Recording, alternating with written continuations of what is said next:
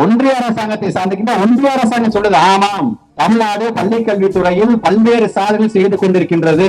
ஏன் ஒட்டுமொத்தமாக இந்தியாவிற்கு வழிகாட்டியாக இருப்பது எது என்று சொன்னால் அது தமிழ்நாடு மாடல் தான் என்று அவர்கள் சொல்லுகிறார்கள்.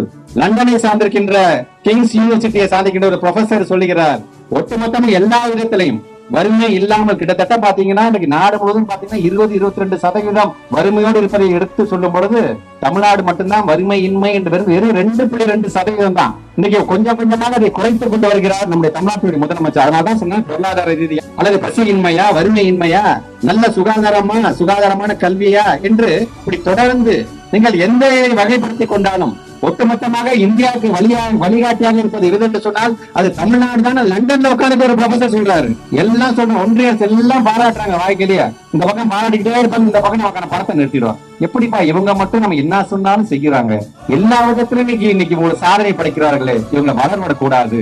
இந்த தமிழ்நாடு மாடல் மட்டும் இல்லாமல் திராவிட மாடல் சொல்றாங்களே, அந்த திராவிட மாடல் வந்தா நமக்கு ஆபத்துப்பா என்று நினைக்கக்கூடியவர்களாகத்தான் ஒன்றிய அரசு இருக்கின்றது.